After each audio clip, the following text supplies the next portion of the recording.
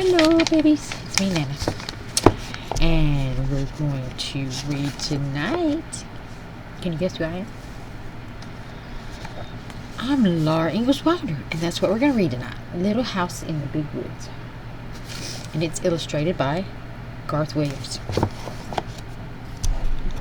Alrighty. Let's see if this thing's on. Okay, let's see. Let me see. Okay. First chapter. Little House in the Big Woods. This is what the picture looks like, because there's not a whole lot of pictures, so you've got imagination. Use your imagination. Once upon a time, 60 years ago, a little girl lived in the big woods of Wisconsin in a little gray house made of logs. The great dark trees of the big woods stood all around the house, and beyond them were other trees, and beyond them were more trees, as far as a man could go to the north in a day, or a week, or a whole month. There was nothing but woods. There were no houses, there were no roads, there were no people. There were only trees and the wild animals who had their homes among them. Wolves lived in the big woods, and bears and huge wild cats. Muskrats and mink and otter lived by the streams. Muskrats and mink and otters, I'll be still in a minute, and otters, they lived by the stream. I said that already now. Foxes had dens in the hills, and deer roamed everywhere. To the east of the little log house and to the west there were miles upon miles of trees, and only a few little log houses scattered far apart in the edge of the big woods.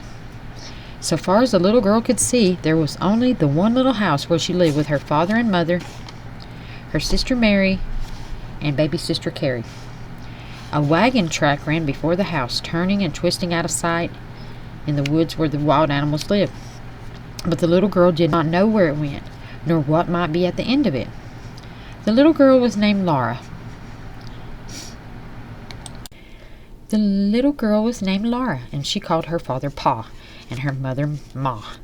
In those days, and in that place, children did not call their parents father and mother, nor Mama and Papa, as they do now. At night, when Laura lay awake in the trundle bed, she listened and could not hear anything at all but the sound of the trees whispering together. Sometimes far away in the night a wolf howled. Then he came nearer and howled again. It was a scary sound. Laura knew that wolves would eat little girls, but she was safe inside the solid walls made of log. Her father's gun hung over the door, and good old Jack, the Brenda bulldog, lay on guard before it. Her father would say, "Go to sleep, Laura. Jack won't let the wolves in." So Laura snuggled under the covers of the trundle bed, close to Mary, and went to sleep. One night her father picked her up out of bed and carried her to the window so that she might see the wolves. There were two of them sitting in front of the house. They looked like shaggy dogs. They pointed their noses at the bright moon and howled. Jack paced up and down before the door, growling. The hair stood up along his back, and he showed his sharp, fierce teeth to the wolves. They howled, and they could not get in. Thank goodness. The house was a comfortable house. Upstairs there was a large attic, pleasant to play in when the rain drummed on the roof. Downstairs was a small bedroom and the big room. The bedroom had a window that closed with a wooden shutter. The big room had two windows with glass in the panes, and it had two doors, a front door and a back door. All around the house was a crooked rail fence to keep the bears and the deer away. In the front yard were two beautiful big oak trees. Every morning, as soon as she was awake, Laura ran to look out of the window, and one morning she saw on each of the big trees a dead deer hanging from a branch. Pa had shot the deer the day before, and Laura had been asleep when he brought them home at night and hung them high in the trees so the wolves could not get to them meat. That day, Pa and Ma and Laura and Mary had fresh venison for dinner. It was so good that Laura wished they could eat it all, but most of the meat must be salted and smoked and packed away to be eaten in the winter. For winter was coming. The days were shorter, and frost crawled up the window panes at night. Soon the snow would come, and then the log house would be almost buried in snowdrifts, and the lake and the streams would freeze. In the bitter cold weather, Pa could not be sure. The bears would be hidden away in their dens, where they slept soundly all winter long. The squirrels would be curled in their nests in hollow trees, with their furry tails wrapped snugly around their noses. The deer and the rabbits would be shy and swift. Even if Pa could get a deer, it would be poor and thin, not fat and plump as deer are in the fall. Pa might hunt alone all day in the bitter cold, in the big woods covered with snow, and come home at night with nothing for Ma and Mary and Laura to eat. So as much food as possible must be stored away in the little house before winter came. Pa skinned the deer carefully and salted and stretched the hides, for he would make soft leather of them. Then he cut up the meat and sprinkled salt over the pieces as he laid them on a board. Standing on end in the yard was a tall length cut from the trunk of a big hollow tree. Pa had driven nails inside, as far as he could reach from each end. Then he stood it up, put a little roof over the top, and cut a little door on one side near the bottom. On the piece that he cut out, he fastened leather hinges. Then he fitted it into place, and that was the little door with the bark still on it. After the deer meat had been salted several days, Pa cut a hole near the end of each piece and put a string on it. Laura watched him do this, and then she watched him hang the meat on the nails in the hollow log. He reached up through the little door and hung meat on the nails, as far up as he could reach. Then he put a ladder against the log, climbed up to the top, moved the roof to one side, and reached down inside to hang meat on those nails. Then Pa put the roof back on it again. He climbed down the ladder and said to Laura, "Run over to the chopping block and fetch me some of those green hickory chips. New, clean, white ones." So Laura ran to the block where Pa chopped wood and filled her apron with the fresh, sweet-smelling chips. Just inside the little door in the hollow log, Pa built a fire of tiny bits of bark and moss, and he laid some of the chips on it very carefully. Instead of burning quickly, the little green chips smoldered and filled the hollow log with thick, choking smoke. Pa shut the door, and a little smoke squeezed through the crack around it, and a little smoke came out through the roof. But most of it was shut in with the meat. "There's nothing better than good hickory smoke," Pa said. "That will make good venison that will keep anywhere in any weather." Then he took his gun, and slinging his axe on his shoulder, he went away to the clearing to cut down some more trees. You know what venison is, right? It's deer meat. And you know what the bears were doing? They were hibernating. Laura and Ma watched the fire for several days. When smoke stopped coming through the cracks, Laura would bring more hickory chips, and Ma would put them on the fire under the meat. All the time there was a little smell of smoke in the yard, and when the door was opened, a thick, smoky, meaty smell came out. At last, Pa said, the venison had smoked long enough. Then they let the fire go out, and Pa took all the strips and pieces of meat out of the hollow tree. Ma wrapped each piece neatly in paper and hung them in the attic, where they would keep safe and dry. One morning Pa went away before daylight with the horses and wagon, and that night he came home with a wagon load of fish. The big wagon box was piled full, and some of the fish were as big as Laura. Pa had gone to Lake Pepin and caught them all with a net. Ma cut large slices of flaky white fish without one bone for Laura and Mary. They all feasted on the good, fresh fish. All they did not eat fresh was salted down in barrels for the winter. Pa owned a pig. It ran wild in the big woods, living on acorns and nuts and roots. Now he caught it and put it in a pen made of logs to fatten. He would butcher it as soon as the weather was cold enough. To keep the pork frozen. I lost my place. Once in the middle of the night, Laura woke up and heard the pig squealing. Pa jumped out of bed, snatched his gun from the wall, and ran outdoors. Then Laura heard the gun go off once, twice. When Pa came back, he told what had happened. He had seen a big black bear standing beside the pig pen.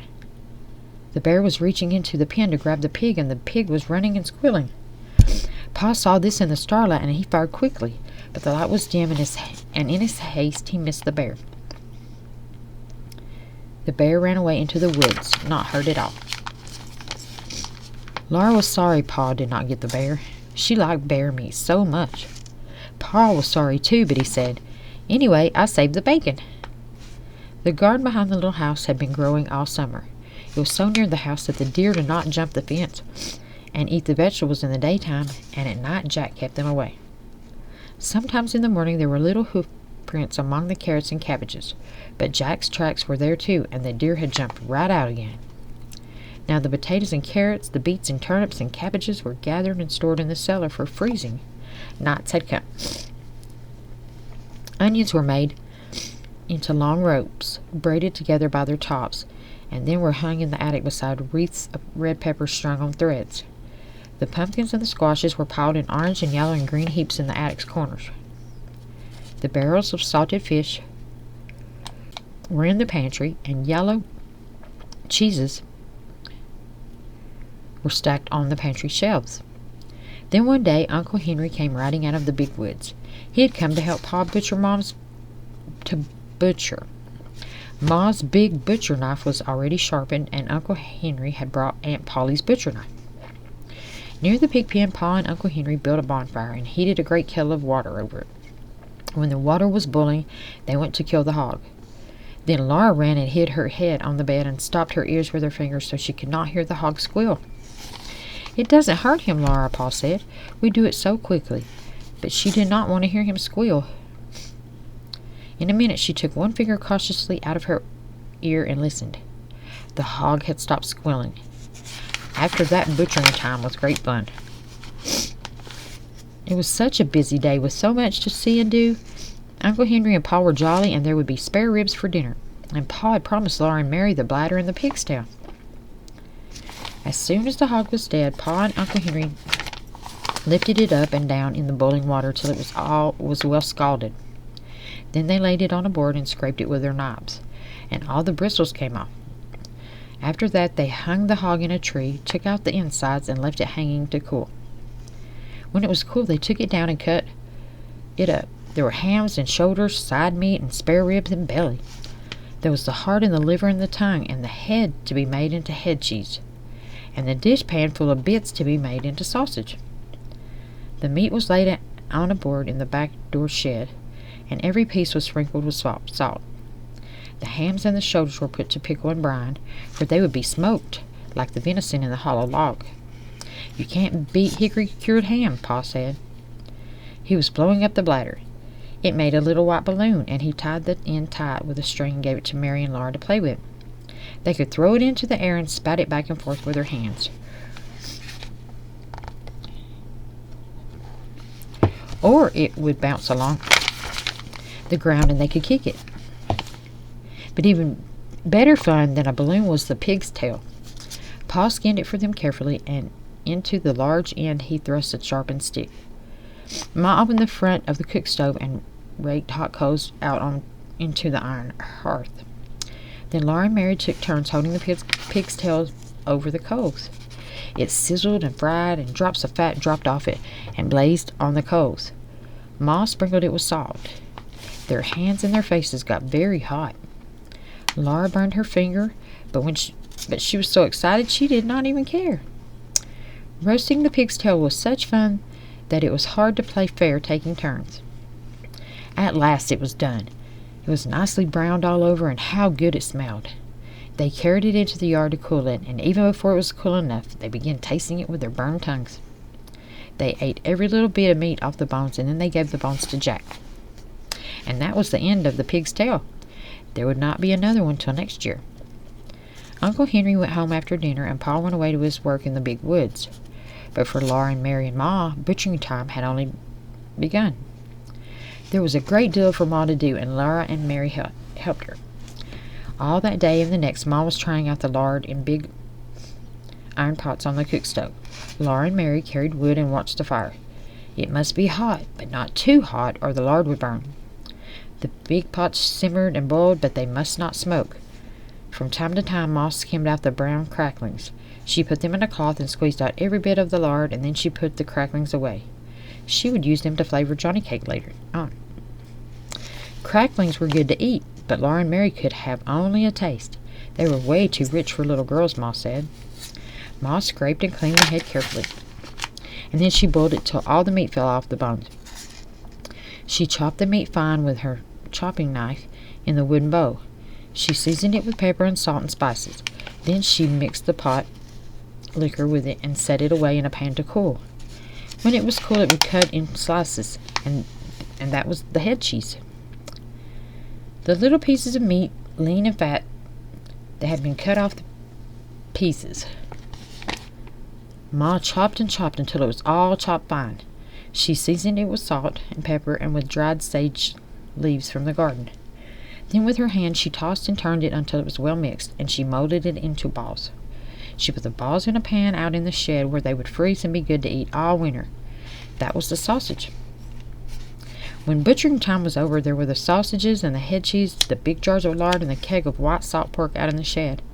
And in the attic hung the smoked hams and shoulders. The little house was fairly bursting with good food stored away for the long winter. The pantry and the shed and the cellar were full, and so was the attic. Laura and Mary must play in the house now, for it was cold outdoors, and the brown leaves were all falling from the trees. The fire in the cook stove never went out. At night, Pa banked it with ashes to keep the coals alive till morning. The attic was a lovely place to play. The large round colored pumpkins made beautiful chairs and tables. The red peppers and the onions dangled overhead. The hams and the venison hung in their paper wrappings, and all the bunches of dried herbs. The spicy herbs for cooking and the bitter herbs for medicine gave the place a dusty, spicy smell. Often the wind howled outside with a cold and lonesome sound. But in the attic, Laura and Mary played house with the squashes and the pumpkins, and everything was snug and cozy.